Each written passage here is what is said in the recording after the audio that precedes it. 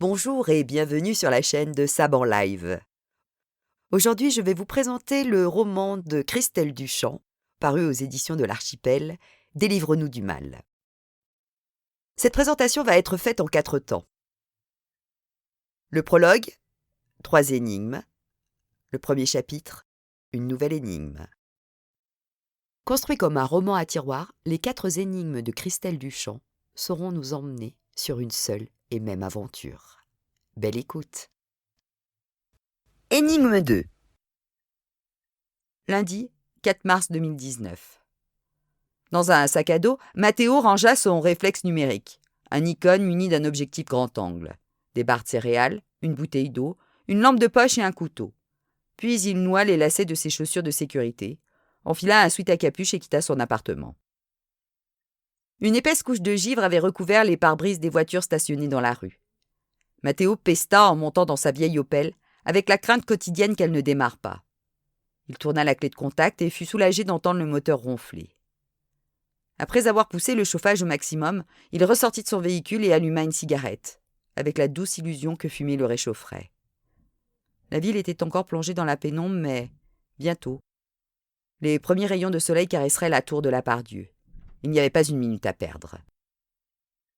Mathéo chassa sommairement le givre sur les vitres, inhala une dernière bouffée de nicotine et s'installa au volant. Il frotta vigoureusement ses mains anesthésiées par le froid et, la sensibilité de ses doigts recouvrés, renseigna sur l'application GPS de son téléphone l'adresse de sa destination. 31 kilomètres. Mathéo estima la durée totale de son expédition à 3 heures. Une pour le trajet aller-retour et 2 sur place. Si tout se passait comme prévu, il arriverait à temps au bureau pour la réunion hebdomadaire. Il longea le quai Claude-Bernard, prit le pont de l'université et poursuivit sa route en direction de Perrache. Dans quelques minutes, ces rues se gorgeraient de voitures, de bus et de tramways, de piétons imprudents et de cyclistes intrépides. Pour le moment, elles étaient presque désertes. Mathéo adorait cette quiétude. Ce vide et ce silence lui évoquaient un monde post-apocalyptique, une planète purgée de toute vie humaine. Après avoir écouté le bulletin météo, qui promettait une journée radieuse, le jeune homme inséra un album de The Cure dans l'autoradio et la chanson « The Same Deep Water as You » calma sa nervosité. Il savait que ces virées matinales pouvaient être semées d'embûches. Certains de ses confrères étaient morts, à l'instar de cet adolescent qui, 1 an auparavant, avait fait une chute de plusieurs mètres. Là résidait toute l'ambiguïté du loisir favori de Mathéo. Des risques étaient courus, mais ils étaient eux-mêmes responsables d'un shoot d'adrénaline unique. Si la démarche frisait souvent l'inconscience, rien ne procurait autant de plaisir que de braver le danger et l'interdit. Mathéo emprunta la sortie D307 et s'engagea sur une départementale sinistre. Des réverbères éclairaient de leur lumière blafarde la route sinueuse bordée de grands bouleaux aux branches dépourvues de feuilles. Alentour, pas d'habitation, mais une vue plongeante sur des axes autoroutiers, des kilomètres de bitume, des rambardes de sécurité et surtout des dizaines d'usines aux cheminées dressées vers le ciel. Mathéo consulta son GPS et décida de se garer. Pour plus de discrétion, il préférait parcourir les 2 kilomètres restants à pied. Quand il sortit de la voiture, un souffle glacial lui cingla le visage. Il releva la capuche de son sweat en disant qu'avec des températures aussi basses, un pull supplémentaire aurait été le bienvenu. La voix de sa mère résonna dans sa mémoire. « Tu ne t'habilles pas assez chaudement, tu vas prendre froid. Qui te soignera maintenant que tu n'habites plus à la maison ?» Maman était décédée l'année dernière et depuis, pas un jour ne s'écoulait sans qu'il ait une pensée pour elle.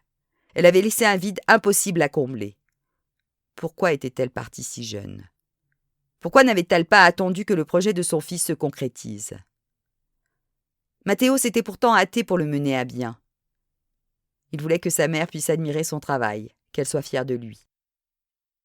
Mais elle avait été hospitalisée d'urgence et la maladie l'avait rongée à une vitesse sidérante. Avant de mourir, elle avait supplié son fils de toujours croire en ses rêves, même les plus inaccessibles, et de ne jamais perdre espoir. Il avait promis. Distrait par ses souvenirs, Mathéo se trompa de chemin. Il revint sur ses pas en vérifiant l'itinéraire délivré par le GPS, qui lui indiqua une route en terre battue dont il ne se souvenait pas. Une grille haute de 2 mètres, empêchant toute progression, raviva finalement sa mémoire. Un écriteau spécifiait que les lieux étaient interdits au public et que quiconque violerait cette injonction était passible de poursuites. Mais les habitués savaient que ce site désaffecté ne disposait ni de gardiens, ni de caméras de surveillance. Seuls des dealers rôdaient parfois dans les parages. Toutefois, croiser leur route constituait un danger bien plus grand que croiser celle des flics.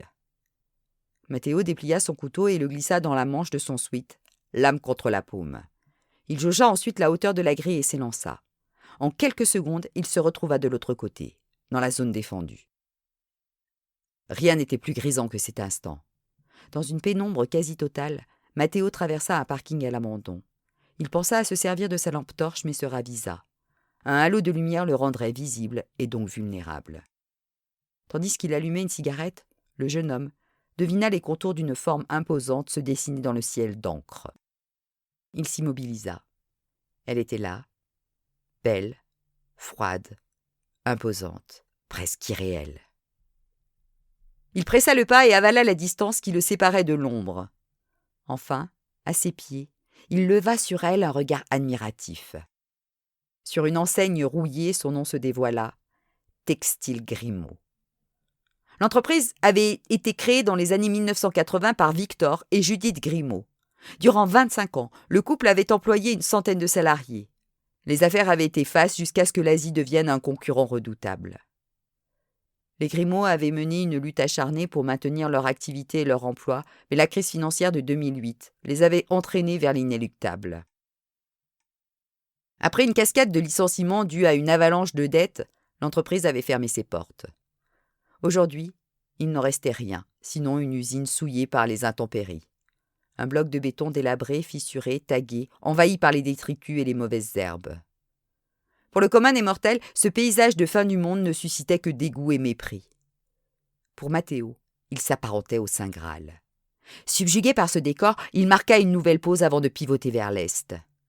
Le soleil amorçait son ascension. Ses premières lueurs coloraient déjà l'horizon. Il fallait se dépêcher. Matteo contourna l'usine. La plupart des fenêtres étaient murées, les rideaux en métal des quais de livraison tirés. L'entrée principale verrouillée à l'aide de chaînes et de cadenas. Pour les curieux mal informés, l'aventure se serait terminée ici. Pour les autres, une ouverture en retrait, cachée par les bennes à ordures, permettait de pénétrer dans le bâtiment. Une planche, clouée contre l'encadrement mais partiellement arrachée, la condamnait. Matteo glissa la main dans un interstice, fit levier, et la porte de fortune céda. À l'intérieur, la pénombre rendait les lieux impraticables. Dangereux. En attendant que les rayons du soleil inondent les ateliers, Matteo décida d'allumer sa lampe. Les murs étaient recouverts de graffitis, de tags, de peintures. Au plafond, les poutres métalliques se déclinaient dans un vaste nuancier de teintes électriques. Dans cette orgie de formes et de couleurs, Matteo identifia les signatures d'artistes emblématiques du street art. Cette usine sans surveillance constituait le terrain de jeu de prédilection des graffeurs de la région. Le lierre courait de toutes parts et des ronces agressives étreignaient les métiers à tisser à l'abandon. Le toit, dégradé par un incendie, laissait entrer la pluie, précipitant l'usure des machines et le délabrement du bâtiment. Le sol était jonché de pièces de tissu, d'outils rouillés, de bombes de peinture vides, de mégots et de tessons de bouteilles. Matteo évoluait entre les détritus en détaillant chaque recoin de l'atelier. Le nez en l'air, il en oublia l'essentiel. Regardait où poser les pieds et écrasa une plaque de métal sur son chemin. Un bruit effroyable résonna et une nuée de pigeons s'envola. Matteo se baissa pour l'éviter et ne put retenir un juron. Sa discrétion était garante de sa sécurité. Il devait surveiller chacun de ses pas. Alors aux aguets, tout en resserrant l'étreinte autour du manche de son couteau, il emprunta un escalier de service pour atteindre le second niveau. La lumière du jour se fraya enfin un passage dans l'atelier. Matteo sortit son Nikon et prit quelques photos. Après avoir expérimenté différents réglages et cadrages, il les vérifia une à une sur l'écran de contrôle. Depuis son plus jeune âge, la photographie le passionnait. À l'adolescence, il avait complété ce passe-temps par l'urbex. Et en 2006, s'était mis à sillonner la région Rhône-Alpes en quête d'usines désaffectées à immortaliser. Son rêve, publier un livre de photographie. En 3 ans, il s'était constitué un dossier riche et varié qu'il soumettrait le mois prochain à des éditeurs. Le chemin était encore long, mais Matteo croyait en son projet. Sa mère l'avait toujours soutenu dans cette démarche, assurant qu'il avait un don unique pour capturer l'âme du vide. L'usine Grimaud avait été le premier site à passer derrière l'objectif de Mathéo. Depuis ce jour, ses progrès avaient été significatifs. À tel point que la veille, en visionnant sur son ordinateur les clichés pris à l'époque, il avait senti poindre la déception. Les cadrages, les réglages, la balance des couleurs, tout était perfectible. Il lui fallait retourner sur place. Mathéo se félicitait aujourd'hui de cette décision. Son icône affichait déjà 20 clichés et ils étaient, sans conteste, supérieurs à ceux captés 3 ans auparavant. Le jeune homme poursuivit sa séance par la salle de teinture, derrière les ateliers de tissage. Il poussa une lourde porte en acier et un autre groupe de pigeons fut délogé. Cette fois-ci, Mathéo ne sursauta pas, mais le spectacle qu'il découvrit lui arracha un cri. Au centre de la pièce, au-dessus des cuves couvertes de graffitis, pendait une femme. Pieds nus, le crâne rasé, vêtue d'une salopette violette, elle flottait à plusieurs mètres du sol. Fébrile, Mathéo allait composer le 17, mais il se ravisa. Des rayons de soleil filtraient à travers le plafond et s'échouaient sur le cadavre à la peau d'opale pour y dessiner des motifs géométriques. Dans cet environnement bigarré, le contraste était saisissant. Cette scène était si crue, si singulière qu'elle en devenait belle. Mathéo choisit un cadrage en plan large et appuya sur le déclencheur. Il chercha un autre point de vue et enchaîna les clichés. Appeler la police attendrait.